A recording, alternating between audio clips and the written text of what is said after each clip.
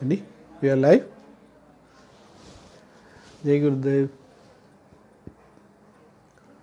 श्री गुरुभ्यो नमः. हरिः ओम.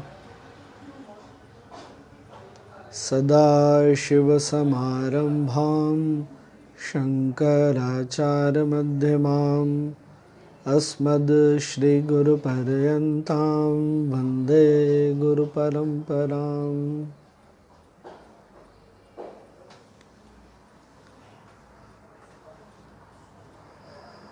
आज 2 अप्रैल रामनवमी है और राम जी का जन्म आधुनिक कैलेंडर से, मॉडर्न कैलेंडर से लगभग 7134 7134 अराउंड जनवरी में हुआ था. 19 जनवरी और 20 जनवरी समथिंग लाइक दैट. अभी तक जो बातें हुई हमारी, कल 3 अनुभव लोगों ने शेयर किए हैं. उसमें से 2 अनुभवों को मैं ले रहा हूँ आज. एक तो किसी ने लिखा है कि कंफ्यूजन ऐसा लग रहा है जैसे और बढ़ गई, और एक किसी ने लिखा है कि और जब हम कर्म की बातें और ये सब बातें कर रहे हैं तो और जिज्ञासा बढ़ती जा रही है. जिज्ञासा बढ़नी बहुत अच्छी चीज़ है. और जब भी हम ज्ञान की बातें करते हैं, हाँ किसी ने ये भी लिखा है कि बहुत कठिन समय चल रहा था और इस ज्ञान में आने के बाद, सुनने के बाद बहुत रिलीफ मिला है. कन्फ्यूज़न क्या होता है पता है? कन्फ्यूज़न बहुत इंटरेस्टिंग चीज़ है. जब हमारी एक धारणा टूटती है और दूसरी धारणा बनती है, इसके बीच का जो स्टेज है ना, उसी को हम कन्फ्यूज़न बोलते हैं. तो कन्फ्यूज़न अच्छी चीज़ है, अच्छी चीज़ है. और जो इंटेलिजेंट होगा उसके कंफ्यूज होने के चांसेस हैं, अच्छे चांसेस हैं. तो अगर आप कंफ्यूज्ड होते हैं तो ये आपको सर्टिफिकेट है कि आप इंटेलिजेंट हैं. और जब वशिष्ठ मुनि राम जी को बता रहे हैं तो इसी तरह राम जी को भी बहुत सारे प्रश्न उठ रहे हैं. अभी तक हमने जो बात की उसके आगे सबसे बड़ी बात क्या है कि वशिष्ठ मुनि ने राम जी को बोला है कि आज के कर्म में, अभी के कर्म में और पिछले कर्म में निरंतर संघर्ष चलता है, और जो शक्तिशाली होगा जीत उसी की होगी. और फिर क्या बोला है? आज के कर्म से पिछले कर्म को हम पार कर सकते हैं. उन्होंने कभी ये गारंटी नहीं दी है कि तुम पार कर ही लोगे. क्यों? क्योंकि हमारे कर्म में बहुत सारे फैक्टर हैं और वातावरण में बहुत सारी चीज़ें हैं. तो आज सबसे पहले इस बात को समझें कि कैसे. और हाँ, तीसरी बात, सबसे बड़ी बात वशिष्ठ मुनि ने क्या बोली है कि राम आज का कर्म बहुत महत्वपूर्ण है और वर्तमान क्षण असंख्य संभावनाओं को लेकर आया है. तो अपना फोकस, अपना पूरा पुरुषार्थ का एफर्ट कहाँ होना चाहिए? वर्तमान में. अब मैं 1-2 उदाहरण दे रहा हूँ, इसको समझने में ना बहुत इजी होगा, बहुत आसानी होगी. कुछ वर्ष पहले की बात है, शायद 5-6 वर्ष 7 वर्ष पहले की बात है. मैं किसी कारण से बेंगलोर आश्रम आया हुआ था और मेरे पास 10 दिन थे. और कुछ शरीर में ऐसा लग रहा था कि कुछ तो ठीक नहीं चल रहा. तो बेंगलोर आश्रम में 2 आयुर्वेदिक सेंटर है। एक हमारा हॉस्पिटल कहलाता है, आयुर्वेदिक कॉलेज भी है, हॉस्पिटल भी है, और एक पंचकर्मा सेंटर कहलाता है। तो पंचकर्मा सेंटर थोड़ा महंगा है, इसलिए मैं आयुर्वेदा कॉलेज हॉस्पिटल गया। वहाँ मेरी 8 दिनों की ट्रीटमेंट शुरू हुई। पहले मैं पंचकर्मा सेंटर गया था, डॉक्टर ने बोला जो कुछ भी है मैं कुछ थेरेपीज़ आपको लिख रहा हूँ, आप ले लीजिए 10 दिनों के लिए।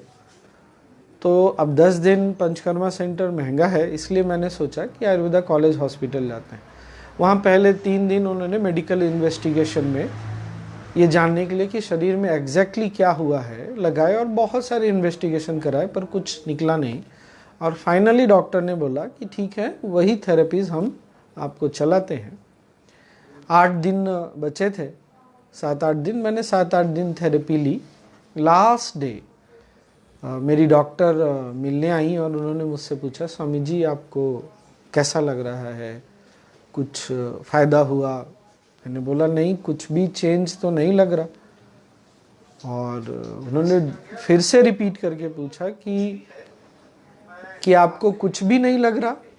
मैंने बोला नहीं, कुछ भी नहीं मंतर महसूस हो रहा, जैसी स्थिति आज से 8 दिन पहले थी लगभग मेडिकली वैसी ही फील हो रही है। उनको बहुत आश्चर्य हुआ। जो भी है, मैं सारे बिल वगैरह सेटल करके निकलने लग गया। तो मेरे साथ उस आयुर्वेदा कॉलेज हॉस्पिटल में पढ़ने वाले एक डॉक्टर थे, इंटर्न थे। उन्होंने बोला मैं आपको छोड़ देता हूँ, मुझे 5 मिनट का टाइम दीजिए।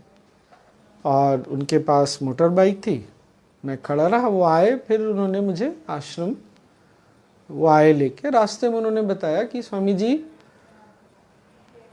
जो हमारी डॉक्टर थी उन्होंने पता किया कि आपकी सारी दवाइयाँ आपको गलत चल गई। तो मैंने बोला अच्छा कोई बात नहीं, चलो।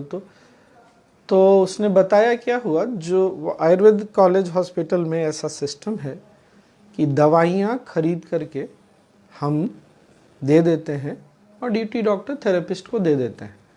उस थेरेपिस्ट ने बाय मिस्टेक किसी की दवाई मुझे चला दी, और ऑब्वियसली फिर मेरी दवाई किसी और को चला दी होगी। तो उसने सारी बताई, पर वो इस बात से ज़्यादा आश्चर्यचकित था कि आपको क्रोध नहीं आ रहा? मैंने कहा नहीं। आप अपसेट भी नहीं दिख रहे? मैंने बोला नहीं। क्यों? मेरे हाथ में क्या था? वर्तमान में कर्म। मेरी जो उस समय कंडीशन थी वो कैसे हुई? पिछले कर्म। अब वो पिछला कर्म इस जन्म का भी हो सकता है, पिछले जन्मों का भी हो सकता है, मुझे नहीं पता। मुझे इस बात को जानने में कोई इंटरेस्ट नहीं है कि आज जो हो रहा है उसका कर्म, पिछला बीज क्या है। मेरे हाथ में क्या है, मैं आज क्या कर सकता हूँ। मैंने वो सब किया, और उस समय जो भी मुझसे बोला गया करने के लिए वो मैंने किया। हाँ, मेरा आज का कर्म नहीं सफल हुआ, कोई बात नहीं, मैं फिर चला गया अपनी यात्राओं पर वापस। और फिर थोड़े समय के बाद वापस आया तो पहले से स्थिति बहुत बदल चुकी थी, अच्छा फील हो रहा था। परंतु आयुर्वेद की दृष्टि से जब कोई भी व्यक्ति बहुत यात्राएं करता है ना, तो शरीर में, सिस्टम में काफ़ी उतार चढ़ाव होते हैं। तो इसको कुछ थेरेपी से नॉर्मलाइज और शरीर को वापस संतुलन में लाया जा सकता है। तो मैं फिर गया डॉक्टर के पास। अब वो कहते हैं ना हिंदी में, दूध का जला छाछ भी फूंक फूंक कर पीता है। तो मैं इस बार आयुर्वेद कॉलेज हॉस्पिटल नहीं गया, मैं इस बार अपने पंचकर्मा सेंटर गया। वहाँ जाने पे ऐसा आपको कुछ नहीं करना पड़ता, वो आपको कॉल करके बताते हैं नेक्स्ट डे अगले दिन आपकी अपॉइंटमेंट कितने बजे की है, आपको टाइम पर आना है। आप टाइम पर नहीं आएंगे तो फिर आपको एडजस्ट नहीं किया जाएगा। वो बहुत अच्छा सिस्टम है। 5 दिन डॉक्टर ने बोला कुछ नहीं, हल्का बस वो बॉडी मसाज ले लीजिए, everything is fine with you. तो मैं लेने लगा। 2 दिन के बाद मैं तीसरे दिन भी उसी टाइम पर गया, तो सब मुझे देख के बहुत आश्चर्यचकित हो गए कि आप।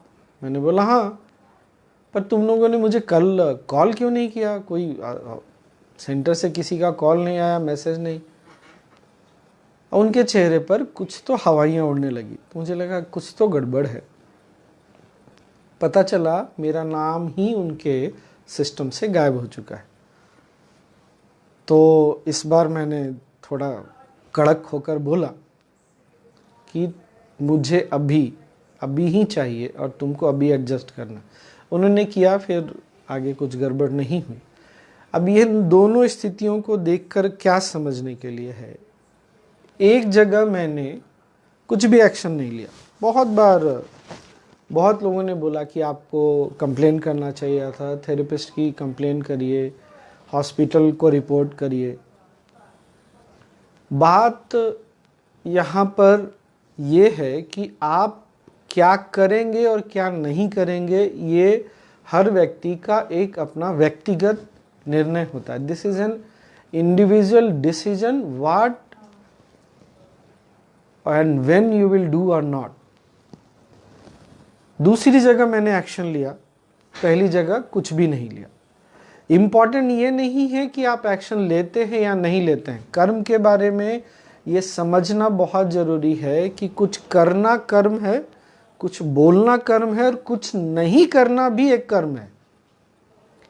वहाँ सबसे अधिक इम्पॉर्टेंट बात क्या है, महत्वपूर्ण कड़ी क्या है, आपके मन की स्थिति कैसी है। अगर मैं शांत रह गया पर मैंने कुछ एक्शन नहीं लिया, मैंने कुछ कंप्लेन नहीं, रिपोर्ट नहीं किया, पर मेरा मन इस बात के लिए दुखी है कि मेरा समय बर्बाद हो गया, मेरे पैसे चले गए, मेरे 8 दिन चले गए, मेरा आने जाने का इतना एफर्ट चला गया, तो कर्म अपनी फिर अगली फ्लाइट पर ऑलरेडी टेक ऑफ कर चुका है। ये बात पकड़ में आई। और अगली स्थिति में मैंने कर्म किया और फिर मन की स्थिति ठीक नहीं है। मन अगर अपने केंद्र में नहीं है, सेंटर में नहीं है, तो उस कर्म को करके भी कोई लाभ नहीं है। थेरेपी मिल गई, मिल सकती है, लेकिन जब आप अपने संतुलन को छोड़ देते हैं तो कर्म फिर क्या करता है, वो अपनी फ्लाइट बुक कर करके आगे बढ़ जाता है। ये बात समझ में आ रही है। सबसे अधिक इम्पॉर्टेंट क्या है, कोई भी सबसे अधिक महत्वपूर्ण, कर्म के पीछे अगर लोभ है, आक्रोश है, राग है, द्वेष है, दुख है, भय है, तब वहाँ से कर्म एक नई कड़ी जोड़ना शुरू कर देता है। ये बात हमको बहुत अच्छे से ध्यान में रखनी है। हम क्या करें, मैं फिर से दोहरा रहा हूँ, आप क्या करते हैं और क्या नहीं करते हैं, उससे कहीं अधिक महत्वपूर्ण क्या है कि कर्म करने की मन स्थिति कैसी है। ठीक है ना। अब वशिष्ठ मुनि ने ये तो समझा दिया कि आज के कर्म से पिछले कर्म को काटा जा सकता है, पर उसके लिए पूरा ध्यान कहाँ होना चाहिए, आज के कर्म पे। अब कर्म के बारे में कुछ बहुत ही इंटरेस्टिंग बात। हम सबके जीवन में कर्म के अलग अलग प्रकार हैं। हमारे जीवन में कुछ कर्म ऐसे होते हैं जो बहुत ही स्ट्रांग होते हैं, उनको चेंज करने की पॉसिबिलिटी लगभग नहीं होती, या ऐसा कहें तो ज़्यादा अच्छा है, कुछ कर्म ऐसे हैं जिनको आप बिल्कुल बदल नहीं सकते। अब जैसे आपका जन्म कहाँ हुआ, कब हुआ, आपके माता पिता कौन थे या हैं, आपके भाई बहन, आपके रिश्तेदार, क्या बदल सकते हैं? नहीं बदल सकते। कुछ कर्म ऐसे हैं जिनको आप बदल सकते हैं, और कुछ कर्म ऐसे हैं जिनको आंशिक रूप से, पार्शियली उसको बदला जा सकता है। परंतु यहाँ इससे अधिक दिलचस्प बात, इंटरेस्टिंग बात क्या है, आपको और हमको किसी को नहीं पता कि कौन सा कर्म ऐसा है जिसको हम नहीं बदल सकते, कौन सा कर्म ऐसा है जिसको हम बदल सकते हैं, या कौन सा कर्म ऐसा है जिसको हम आंशिक रूप से पार्शियली चेंज कर सकते हैं। फिर हमारे हाथ में क्या बच गया? फिर से घूम फिर कर एक ही बात, पुरुषार्थ। आज के समय में आपके, हमारे, हम सबके हाथ में क्या है? पुरुषार्थ, आज का पुरुषार्थ। ठीक है ना? ये हमको बहुत ध्यान देने वाली बात है। अब वशिष्ठ मुनि कुछ उदाहरण दे रहे हैं।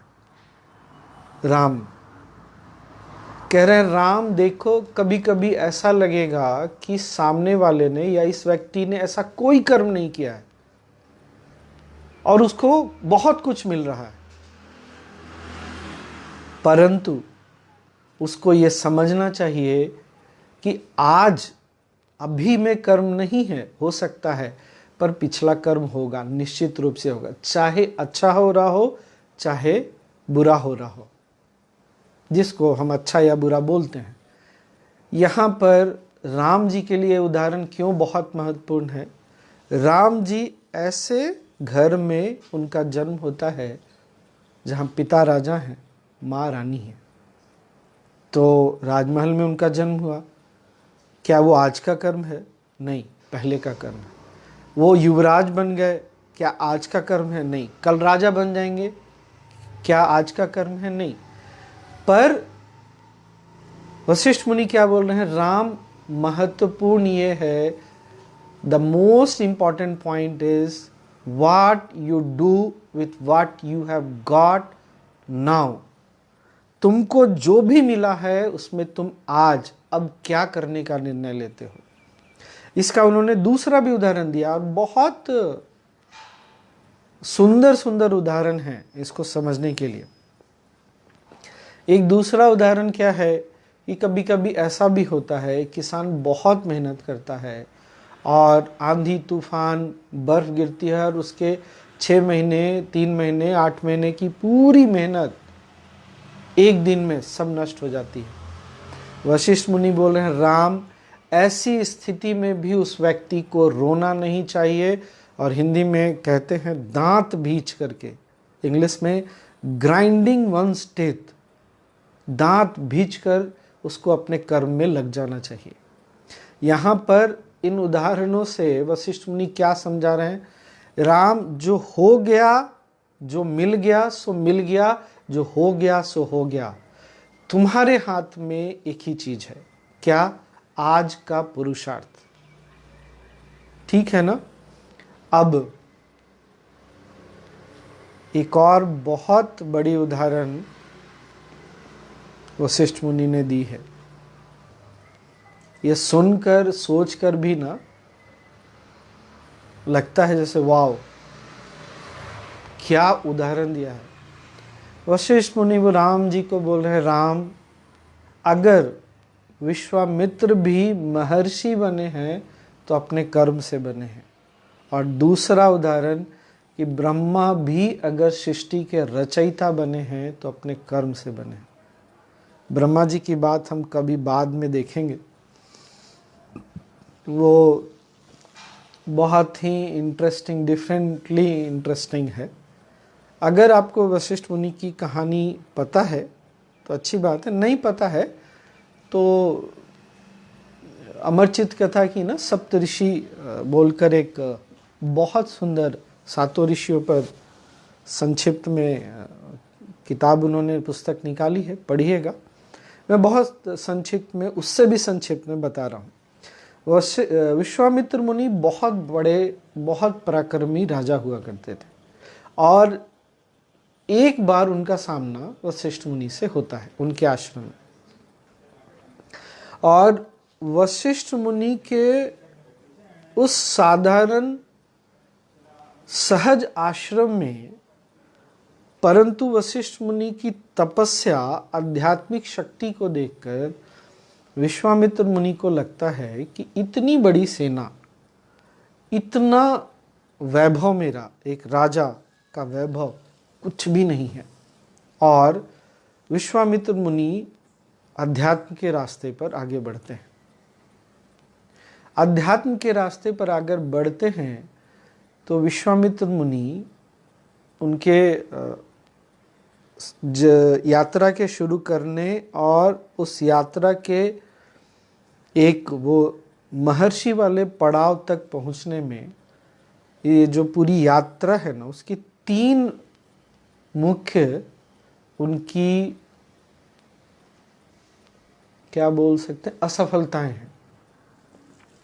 सबसे पहला है, मैं उन घटनाओं के डिटेल में नहीं जा रहा, उनके विस्तार में, एक बार वो अपनी तपस्या से, अध्यात्म से भटके अपने क्रोध के कारण, एक बार भटके अपनी इच्छाओं के कारण, लस्ट के कारण, और एक बार अपने अहम और अकड़ के कारण। इस कहानी को मेरा आपको सुझाव है आप जरूर पढ़ें। मैं इसलिए विशेषकर बोल रहा हूँ, इसमें 2 बहुत महत्वपूर्ण पहलू है, तीसरा पहलू हम बाद में उसके बाद देखेंगे। सबसे पहला क्या, जितनी बार भी विश्वामित्र मुनि ध्यान, जप, तपस्या करते हैं, पहली बार फेल किए, उन्होंने जब वो फेलियर, वो असफलता का उन्होंने सामना किया, तो सबसे पहली चीज उन्होंने इस असफलता को, अपनी अक्षमता को स्वीकार किया। ये बात समझ रहे हैं? बहुत बार हम गलती करते हैं, भूल करते हैं, और हमको ये भी नहीं पता चलता कि ये हमारे द्वारा की गई गलती है, हमने मिस्टेक किया है। सबसे पहली बात क्या, ये रियलाइजेशन, ये आभास होना कि ये मेरी गलती है। दूसरा, उसको फिर एक्सेप्ट करना, स्वीकार करना कि मैंने गलती की है। पहली बार हुआ, उन्होंने इस चीज़ को रियलाइज़ किया, आभास हुआ, उसको स्वीकार किया। स्वीकार करने से क्या हुआ, उनमें फिर वो शौर्य, एक फिर से फाइट करने की, संघर्ष करने की, फिर से तपस्या करने की इच्छा जागी। चलो, मेरे से गलती हो गई, अब मैं इस बात को स्वीकार करता हूं कि ये मेरी असफलता है, और वो फिर से तपस्या में लगे, फिर से यही सब अपनी गलती करना, उसको रियलाइज करना, आभास होना और स्वीकार करना। तीसरी बार भी, उसके बाद तो फिर विश्वामित्र मुनि को वो राजऋषि, महर्षि, ब्रह्म ऋषि बन जाते हैं। मैं इसलिए भी ये कहानी बता रहा हूँ। अब उसका तीसरा सबसे बड़ा पहलू, आप अगर अध्यात्म के रास्ते पर हैं, साधना पथ पर हैं, ज्ञान के पथ पर हैं, या कोई और भी आपको दिखता है, ये 3 बाधाएं हम सबके सामने आती हैं, आएंगी। हमको दूसरों को देखकर अपने मनस्थिति को बिगाड़ना नहीं है। सीखने की चीज़ क्या है कि आप जब आगे बढ़ते हैं तो गलतियां होती हैं। सबसे बड़ी बात विश्वामित्र मुनि के जीवन से क्या है सीखने की? पुरुषार्थ। अपने पुरुषार्थ से वो आगे बढ़े। कभी कोई इस तरह अध्यात्म के मार्ग पर, साधना पथ पर आगे बढ़ते हुए इन तीनों गलतियों से, out of the 3, anger, desires, lust और ego and stubbornness, if you see someone getting affected by it, do not feel bad about it. If you can help that person to keep moving on, keep focusing on now. Now what do you decide to do? जो होना था हो गया, अब क्या तुम निर्णय करते हो? क्या अपनी गलतियों को बैठकर अफसोस करोगे? क्या अपनी गलतियों के कारण अपना पैर पीछे हटाओगे, या एक बार फिर से आगे चलना शुरू करोगे? मैं जब छोटा था, हम लोग 3 भाई बहन हैं, मेरे पापा एक बात अक्सर बोला करते थे, और ये उस समय समझ में नहीं आती थी, कभी कभी तो बहुत इरिटेटिंग लगता था। पापा अक्सर एक बात बोलते थे कि बेटा, बहादुर वो नहीं है जो घोड़े पर सवारी करके गिरता नहीं है, जो सवारी करेगा वो गिरेगा। बहादुरी उसमें है कि तुम क्या फिर से उठकर घोड़े पर बैठ के सवारी करते हो या नहीं। मेरे पापा इनडायरेक्टली ये सिखा रहे थे कि अपनी गलतियों से आगे बढ़ने की जिम्मेदारी तुम्हारी है। क्या तुम इसके लिए अपने आप को उठा सकते हो? और यही चीज मैंने सीखी है। जब वशिष्ठ मुनि ये विश्वामित्र मुनि का उदाहरण दे रहे हैं तो क्या समझा रहे हैं कि राम, तुम जब आगे बढ़ोगे, जब भी कर्म में पुरुषार्थ में लगोगे, जब तुम अपना धर्म, अपना कर्म निभाने चलोगे, चाहे वो राजधर्म हो, चाहे पुत्र धर्म हो, या एक भाई का धर्म हो, या एक इंसान का धर्म हो, जब भी वो तुम निभाने चलोगे, हो सकता है तुम कभी अपने कर्म में फिसलोगे। महत्वपूर्ण, इम्पॉर्टेंट क्या है?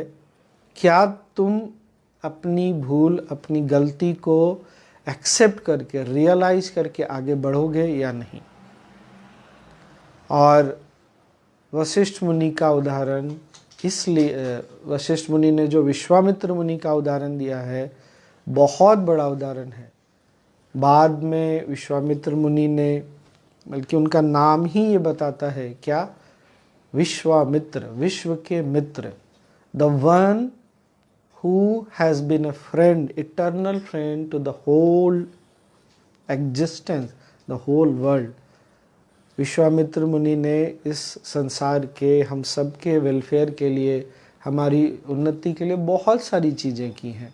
ऐसा कहते हैं, गायत्री मंत्र को विश्वामित्र मुनि ने कॉग्नाइज किया था। कॉग्नाइज को कैसे हिंदी में बोल सकते हैं? ध्यान में उन्होंने इसको देखा और वो आम आदमी तक लेकर आए, उन्होंने पहुंचाया। किसके लिए? सबकी भलाई के लिए। तो आज जो अभी तक हमने बातें की हैं, सबसे पहली बात क्या थी? अगर मन में कन्फ्यूज़न है तो घबराइएगा नहीं। कन्फ्यूज़न का एक ही मतलब है कि जो पुरानी धारणाएं थी, जैसे विश्वामित्र मुनि ने कैसे शुरू किया था कि राम, भाग्य बोलकर कुछ नहीं होता और ईश्वर की इच्छा बोलकर भी कुछ नहीं होती। हम बचपन से इन सब चीज़ों के साथ बड़े हुए और अचानक जो आपसे ज़्यादा जानते हैं, जो ज्ञानी हैं, वो बोल रहे हैं न भाग्य होता है न ईश्वर की इच्छा। तो क्या हुआ? क्या हुई? हमारी धारणा टूटी। बहुत बार हम अपनी धारणाओं के टूटने पर सहजता से आगे बढ़ जाते हैं। बहुत बार एक अंदर से छटपटाहट होती है। इंटेलिजेंट लोगों को, बुद्धिमान लोगों को वो जरूर होती है। क्यों? उनकी बुद्धिमत्ता पर, उनकी धारणाओं पर चोट पहुंची। और मैंने पहले दिन, दूसरे दिन और कल विशेषकर इस पर काफ़ी चर्चा की है कि हम सब एक पिंजरे में हैं। किसके बनाए हुए पिंजरे में? अपने ही बनाए हुए पिंजरे में अटके हुए हैं। अपनी धारणाओं के, अपने आइडियाज़ के, अपने आइडियोलॉजीज के, और इसको तोड़ने की जिम्मेदारी हर व्यक्ति की अपनी है। और जब ये टूटती है, आप ऐसे सोचिए, कोई 20-25 वर्षों से जेल में बंद है और अचानक से उसके पिंजरे का, जेल का दरवाज़ा खुल जाता है, वो क्या करेगा? कहाँ जाएगा? उसको ये आदत पड़ चुकी है इस जीवन की। इसलिए कन्फ्यूज़न हो तो घबराइए नहीं, एक नई धारणा फिर से बन ही जाएगी। वो इंसानी मन ऐसा चीज़ है कि वो धारणाएं बनाता रहेगा।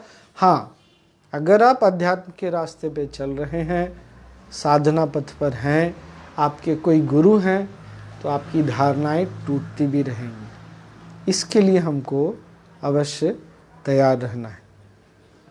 और आज जो कुछ भी है, चाहे आप उसके साथ बहुत खुश हैं या दुख, आपको अच्छा नहीं लग रहा, जो आज है, जैसा है। अब आप आज क्या निर्णय लेते हैं करने का, ये बहुत महत्वपूर्ण है। Whatever is there right now is there for sure, 1001%. But what is important is, what do you decide to do with what is right now? जो है उसके साथ आप क्या करते हैं, क्या निर्णय करते हैं, ठीक है ना। तो आज यहाँ देखते हैं इसको। आप ऐसी घटनाओं को, ऐसे अपने जीवन में उन तपस्याओं को, संघर्षों को आज याद करिए, और आप चाहें तो शेयर कर सकते हैं। जब आपने ये रियलाइज किया था कि आज के कर्म में और पिछले कर्म में संघर्ष चला, कभी आप आज के कर्म से आगे निकल पाए, कभी आज के कर्म पर पिछला कर्म हावी हुआ, और उस समय आपके मन की स्थिति कैसी थी, आपने उस समय फिर क्या किया, और उससे क्या आपको अब सीखने मिल रहा है, आगे अब क्या करना है, ठीक है ना। फिर आगे बात करेंगे। और दूसरी हमने सबसे बड़ी बात क्या सीखी कि कर्म के अलग अलग प्रकार होते हैं। कुछ कर्मों को हम बदल सकते हैं, कुछ कर्मों को बिल्कुल नहीं बदल सकते, और कुछ कर्मों को आंशिक रूप से बदला जा सकता है। कल इसको और थोड़ा डिटेल में देखेंगे, और आगे हम देखेंगे फिर आखिर कौन सा कर्म करना है, उस कर्म का क्या गाइडलाइन है, ऐसे कौन कौन से गाइडलाइन हैं जो कर्म को करने समय हमको ध्यान रखने, ठीक है। तो आज कुछ क्वेश्चन है, हम कुछ क्वेश्चन आंसर ले लेते हैं, फिर आगे बढ़ते हैं। Swamiji, after doing various courses, there are a lot of things that we can do on a daily basis, but we can't do daily. So can you please guide on this? Okay. The question itself indicates that you must have learnt a lot. Now, what to do for you? What is the best? So, I will take you back to the 7 levels of existence. What? Body, breath, and then subtle part, mind, intellect, memory, ego, and the self. Yesterday also I talked about the dharma. The laws and rules on which the body works is totally different from the laws and rules on which the subtle existence works. The body has a simple rule. If it is active, not too much active, but if it is active, it is working, then it will feel good. So for body, what do you need to do? Some exercises, some asanas, start with some loosening exercises and do some asanas. Okay, now the second part. Second part is the energy level in your body, the prana in your body. So how to take care of your energy level? One is through wisdom, second is through your company, and also by pranayam and meditation you can take care of this energy level. So obviously you need to do some pranayam also. If you will ask me, I will say 15 to 20 minutes of minimum exercises, physical exercises, maximum around 30 minutes, not maximum, optimum 30 minutes. You can go for 40 minutes also, 40 as you wish. 10 to 15 minutes of pranayam, and then these two will help you to transcend everything, both the gross and the subtle, and take you to the peak of your existence. And for that you must do meditation. If you have learned Sudarshan Kriya and meditation are such a good package together. It is like a booster. So meditation you must do, no matter what happens. And the most beautiful thing about meditation is you can do anywhere, anytime. If you are traveling in a bus, you might not be able to do pranayam, exercises, but you can still do meditation. So some subtle pranayam you can do, pay attention to your breath, maybe you can do nadi shodhan without disturbing, creating chaos around you, and you can definitely do meditation. Because we have been doing something our whole life, working whole life. Meditation is being comfortable with yourself, being comfortable with what is right now around you, in you, who you are, and relaxing with that. We need to come back and relax also. So depending upon your time availability, depending upon your obviously we have some liking and some more liking. Right now you must be having time, so you can meditate thrice 4 times a day, but you must exercise and take care of your food also. Okay. How much time is good for better sleep? Is it possible to sleep 5 hours and keep ourselves fresh?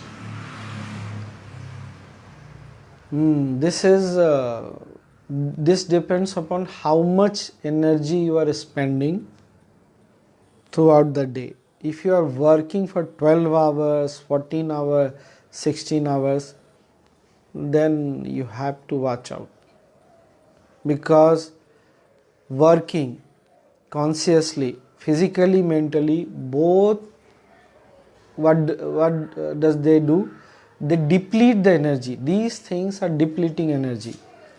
So if you are meditating in the morning, afternoon also, then evening also, then you can reduce your sleep to around 5 to 6 hours. But still 5 hours I will say is the minimum sleep you need. This body needs sleep. Okay.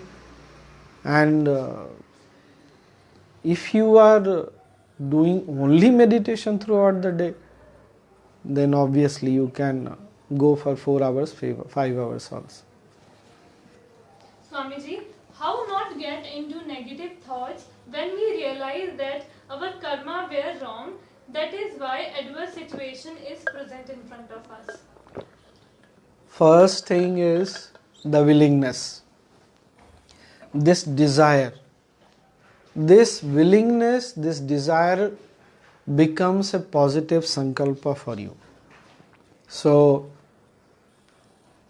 I'm just giving an example. You feel like eating rasgulla, you go to market, you travel to the market, you go to the shop, buy it, bring it back, maybe you eat there or at home. So what is the first thing? This desire to walk that path. Second thing is, if negative thoughts come, don't worry about it. Just be aware and let it be. When the energy level is very low, negative thoughts, doubts come a lot. When your company is wrong, negative thoughts again will trouble you.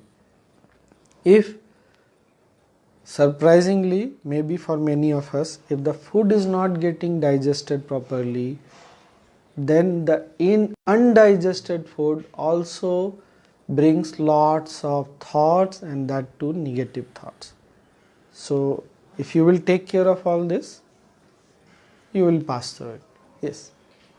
Swami ji, अभी के समय में mental state को कैसे संभाला जा सकता है? First thing is, you must be creative, because you have nothing else to do. You are not able to contribute in the way of your job, in the way of your maybe business, maybe going out doing something. So creativity will help you. Second thing is meditation. So these days anyway Pujya Gurudev Shri Ravi Shankar ji is leading meditation in the afternoon and in the evening 7:30 also, so you can meditate with him daily. And then again, if you can be useful, though it is everything has locked down, but you can keep in touch with people. You can on daily basis maybe start connecting with those people with whom you had no connection.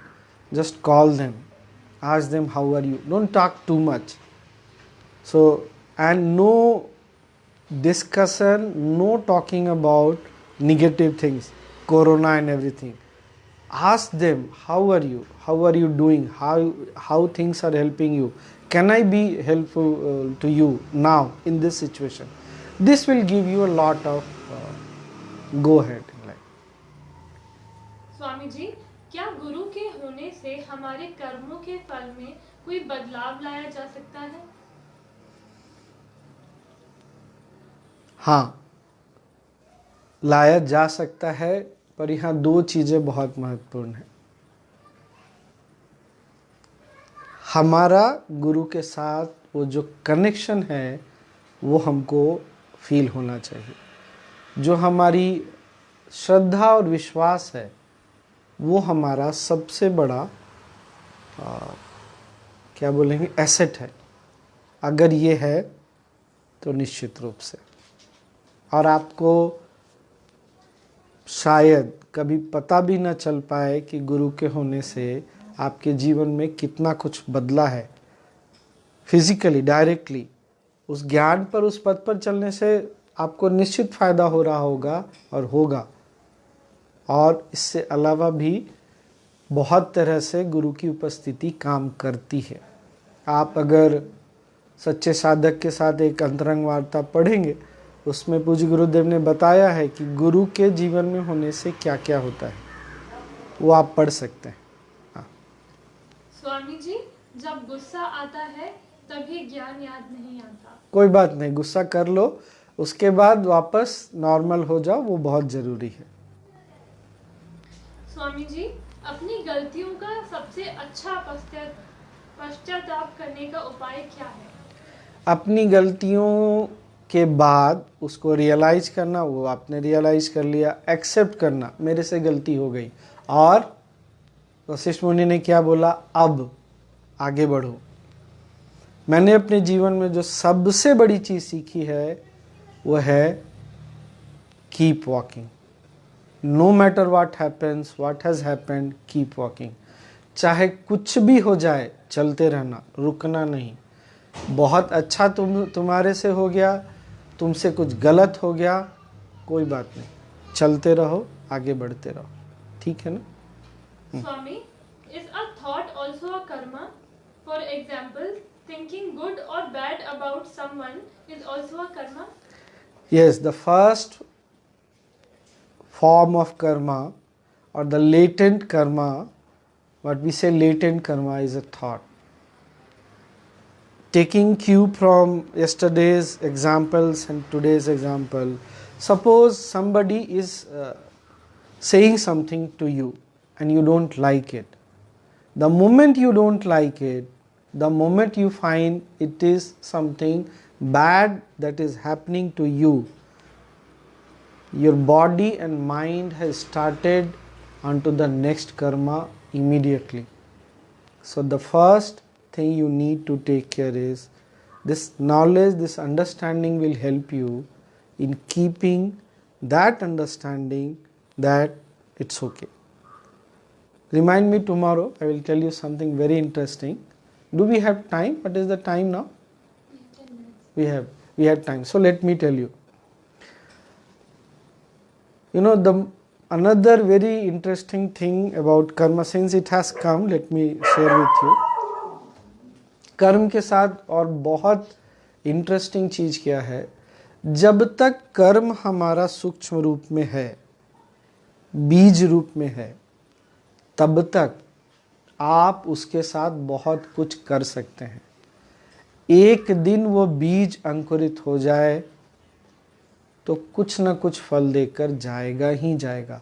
Then you have nothing else to do but to go through it. So by knowledge, wisdom, being in satsang, by doing meditation, what do? We are not only taking care of those karmas which have already fructified, but taking care of those karma also which are yet to be fructified. So this is a very important thing. Okay. Swamiji, how to control anger on right time? Oh, you cannot control. What do we say? How do we say? आंधी तूफान आता है ना, फिर आप उसको control नहीं कर सकते. When the winds are blowing very high and intensely, when it is high tide, you cannot do anything. You can only prepare for these situations beforehand. And then, for example, nobody was prepared for lockdown. Nobody was prepared. Maybe somebody had 5 days of ration, maybe 4 days, 7 days, but you cannot prepare for 21 days. At such times, if you are practicing your sadhana, if you are continuously soaking into wisdom again and again and again, daily, just like a sponge, then it will help you at that moment of time. Okay. What are the qualities of good student? Willingness to learn and asking questions. This might surprise you, but asking questions is very important. If you will look at any ancient scripture, any, whether these are Upanishads, Yoga Vasishtha Maharamayan or Bhagavad Gita or Ashtavakra Gita, each and every knowledge has started with a question. So in our ancient tradition, in India specifically, in this land, we have been asked to ask questions. We have been encouraged to ask questions. So don't worry about a good question or a stupid question. You just ask, what do you want to understand? What do you want to know? And from there, be also ready to move on. If you have any question, ask again. So a good student always asks a question. एक अच्छा विद्यार्थी जिसको सीखना है ना, वो प्रश्न पूछता है और उसके उत्तर से आगे बढ़ता है. Are you getting this point? This is very important. The answer that you have received, from there you should move on. For example, if you can recall how small kids ask a question, from where these clouds come? And if you say it is coming from, say, London, they will not ask you, how come it has come from London? They will ask you, where is London? So where it will go? But from there, get the clue from there and then move on. Obviously, your teacher will not give you such answer. Kids are kids. But the understanding of the thing, that taking the clue and moving on from there is very important. Okay. Swamiji, I have 4-year-old boy child. How I can be a good parent? Can you just tell something about parenting in today's world? Patience. Patience. How much patience? Infinite patience. Second thing, kids have such an open mind that they always think out of the box, that which even you may not have been able to imagine. So understanding their innocence and keep encouraging them to think and to work on it. So this is one thing very important. Otherwise, we are always putting our thoughts and our ideas, our ideologies on our kids. Obviously, as a parent, you need to teach your kid what is right and what is wrong. But if your kid is asking some question, you must be able to logically answer also. Do not be afraid to say, I do not know. None of us. Maybe the masters know everything, but even then I have seen my master, Puji Gurudev, asking questions which he don't know. So you don't need to be all knowing with your kids. And lastly, there is a book by Pujya Shishi Ravi Shankar ji about teens also and kids also. You can go through that, and maybe you attend the workshop, know your child, know your teen, because they live in a very different world from our world. So we need to understand their world. They don't need to understand our world. And the last thing which you need to take care is that your kids learn from your example, not what you say, not what you preach.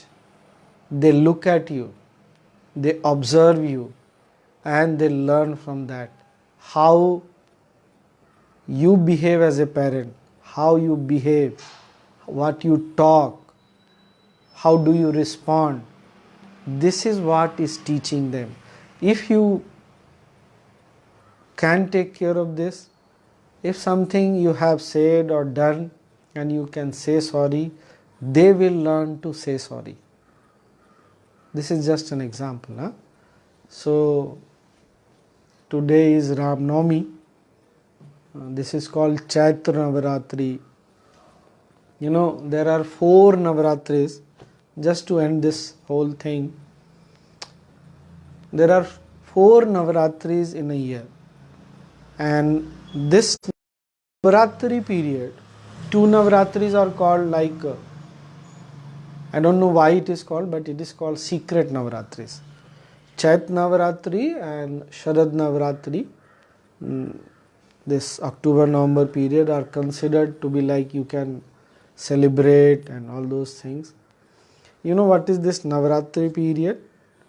This is the turning point. This is the junction point of the time from one state to come to another state. And when you celebrate this time with pranayam, with meditation, with japa, being happy, enthusiastic, this change, the junction will push you to the next time period, and you will create such time for you. So this is one aspect of celebrating Navaratri. Another thing is, if you will look at the Navaratri celebration, this is just honoring the creation, honoring the existence, the trees, the flowers, the existence.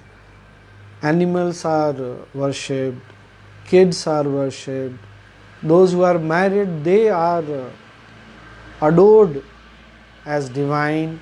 Those who are not married, they are adored as divine. Those who are students, they are also worshipped. So this is just the time to worship, adore the whole creation. And today it is said that Lord Rama was born also.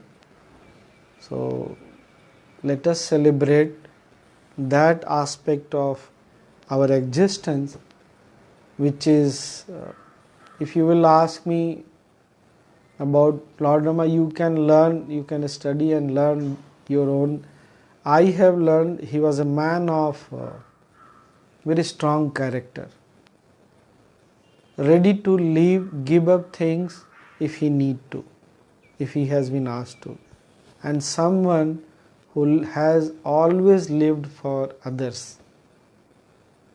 For him, his क्या कहते हैं, प्रजा, उनके लिए अपनी प्रजा पहले थी, अपने और अपने फैमिली से पहले, उनके लिए अपना परिवार अपने से पहले था. So these are things we can learn and see what suits you, how do you want to move ahead, and keep walking ahead. So remember this, keep walking. Jai Gurudev.